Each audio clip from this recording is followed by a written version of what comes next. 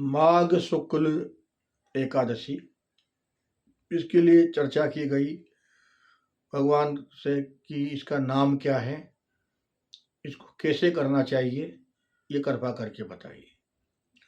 भगवान ने कहा कि ये जया नाम की एकादशी है। माघ शुक्ल पक्ष में जो व्यक्ति इस एकादशी को करते हैं उनके सारे पाप नष्ट हो जाते हैं। ब्रह्मत्या, सुरापान, मान भक्षण, चुगली, इस प्रकार के अनेक दोष व्यक्तियों के होते हैं, वो सब इससे नष्ट हो जाते हैं। कहते हैं कि जया नाम की एकादशी व्यक्ति का जय कराती है और जो असुर योनि है, राक्षस योनि है, पिशाच योनि है, उससे मुक्त करवाती है। तो व्यक्ति का कर्म वही है एकादशी करने का।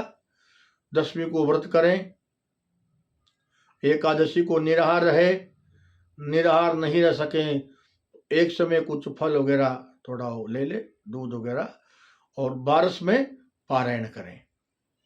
यानी कि द्वादश युक्त एकादशी हो और द्वादशी में 12 में ही पारायण करना चाहिए। ये हर एकादशी की कथा में लिखा है उसमें स्पष्ट रूप से। तो इसकी कथा इस प्रकार से यहाँ आई है कि इसका क्या महिमा है। तो यहाँ कहा कि एक गंधर्व की कथा है कि एक बार इंद्र ने अपने सभा में बहुत विशाल संगीत का आयोजन करवाया गया और उस आयोजन में गंधर्व अपने अपने वाद्य यंत्र ले लेकर के सब आए और एक सुर में उसमें वादन चल रहा था, गाना बजाना चल रहा था। तभी माल्यवान नाम का गंधर्व भी अपनी प्रस्तुति दे रहा था और इतना आनंद वहां आ रहा है कि सब आनंदित हो रहे हैं। तभी पुष्पवती नाम की एक गंधर्व की कन्या है, वो उसको देख करके गंधर्व को और मोहित हो गई और जब उसकी तरफ बार बार देखने लगी तो गंधर्व भी उसको देखने लगा और इसके कारण उनका स्वर भंग हो गया। जो वो नाच रही थी उसकी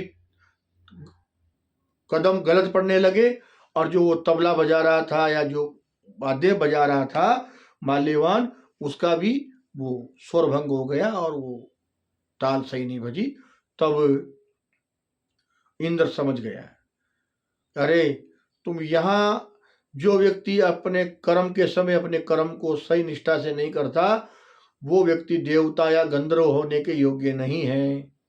व्यक्ति को जिस कर्म को कर रहे हैं तन मन से उसी कर्म को करना चाहिए। कोई पढ़ाई कर रहा है तो तन मन से उसको पढ़े, कोई काम कर रहा है तो उस काम को तन मनता से तल्लीनता से करे। ये भी पता न चले कि पास में कौन खड़ा है, तब सफलताएं मिलती है। लेकिन तुम लोगों ने यहाँ पर स्वर ताल को भंग किया है, अब तुम पिशाच हो जाओ। दोनों पिशाच हो गए। हिमालय में जाकर के सर्दी में कष्ट पाने लगे, विचार करते कि हमने कौन सा पाप किया होगा जो इस प्रकार की सजा हमें मिल रही है। कुरूप शरीर दोनों का और हड्डियां कांप रही है और धूज रहे हैं, लेकिन परमात्मा की इच्छा है कि कुछ समय बाद ही जया नामक एकादशी आ गई और क्योंकि ये जय दिलाने वाली है तो जया नामक एकादशी जब आई तो उन्होंने, क्योंकि पूर्व जन्म की इनको स्मृति थी, इसलिए जया एकादशी को निष्ठा से किया है और निष्ठा से करने के बाद में 12 का पारायण किया और पारायण करते शरीर वापिस जो गंधर्वों का था उससे भी सुंदर हो गया और विमान में बैठ कर के वापस इंद्र की सभा में पहुंच गए। इंद्र ने कहा, अरे तुम्हें तो हमने पिशाच योनि का शाप दिया था, फिर तुम कैसे आ गए। उन्होंने कहा, महाराज ये आपकी कृपा मान लीजिए कि हमने जया एकादशी का उपवास किया और उस प्रकार से हमारी जय हुई, हमारे पाप नष्ट हो गए और आज हम सारे पापों से निवृत्त होकर के आपकी सेवा में आ गए हैं।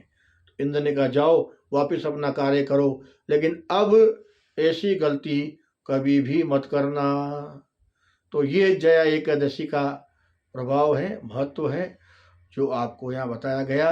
वैसे माघ का महीना पूरा ही पवित्र है। माघ मकर रवि कर जब होई है, मकर का शुक्र सूर्य हो और प्रयागराज में कोई स्नान करे तो उसकी तो महिमा ही क्या है। और फिर दोनों एकादशी का उपवास, ओहो क्या कहना है महाराज। तो प्रयत्नपूर्वक के व्यक्ति को चाहिए कि वो इसमें जया एकादशी का उपवास करे और अपने भव बंधनों को, पापों को काट करके भव बंधनों से मुक्त हो करके सदगति को प्राप्त करें। तो ये जया एकादशी की कथा थी। सभी को जय श्री कृष्ण।